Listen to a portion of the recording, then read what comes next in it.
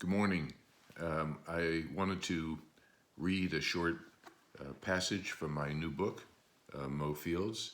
I hope you'll like it. This occurs later in the book, this passage.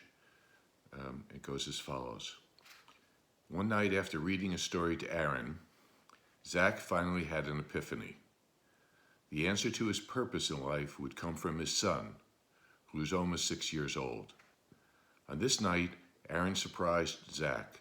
For the first time, he asked about Zach's father. What was he like? Can I see a picture? The questions were difficult for Zach, even 12 years after his death. Aaron didn't immediately understand when he saw Zach's face.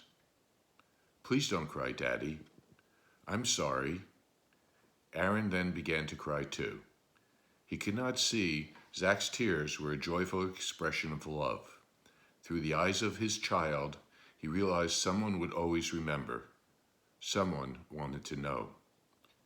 It's okay, Aaron, it's okay, Zach said as he hugged his son. You didn't do anything wrong. I just miss my daddy. I loved him just like you loved me. That's a good thing. The next day, Zach sat in his office in New York for several hours.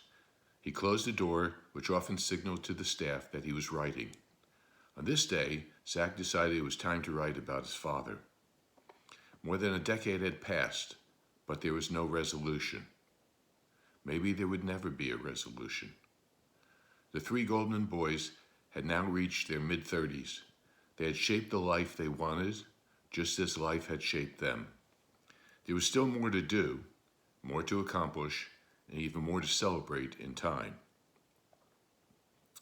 As they reached the other side of Bethel Cemetery in Paramus, Alan, Gary, and Zach could see the very large headstone, Goldman.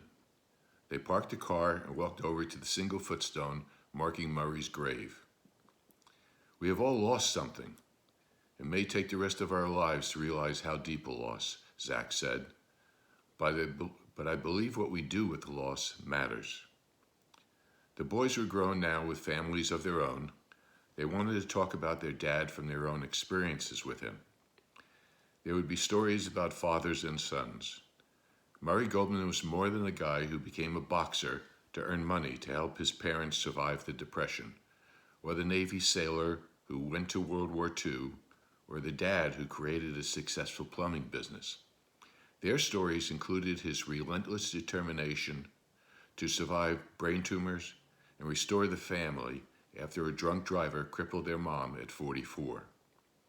Yes, he was all of these things, but as his sons would become fathers, the most meaningful stories would focus on what they learned from their dad about life.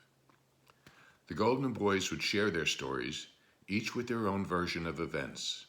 Each story allowed the boys to project onto their father the qualities they wanted to have, him to have, and those they wanted to find in themselves. Do you think he knew how much we loved him, Alan asked. He knew we loved him, Zach would reply. None of us will truly know, but I'm pretty confident he felt his influence with his sons. I just wish I could be certain, Alan continued. I don't believe there is anything more challenging in life than not knowing whether I lived up to his expectations of me. The most sustaining image of their father remained his early years as a fighter. He'd tell his sons, in the boxing ring, everyone gets knocked down. It's what you do afterward that defines your character. There was always something mysterious about boxers. You hear the stories about Moe Fields getting his nose broken, and you wonder why they go on. He's out there sucking blood down his throat in a frantic effort so he can breathe. But with Moe, it seems as if he couldn't feel the pain. Maybe it was the adrenaline. Maybe there's a switch in a fighter's head that turns off when they get in trouble. Suddenly there's nothing left between you and the outcome of the fight, except the inner voice that just won't quit. In the ring, you're alone as you'll ever be in life. Some say it's false bravado that keeps you going. Others call it pride. Moe could be hurt badly, but he just didn't know how to step back. He would not give in, and he would not be defeated. I hope you enjoyed the reading, and I invite you to go to your local bookstore, Barnes & Noble, Amazon, and pick up a copy of Moe Fields. I think you'll enjoy the book. Thank you.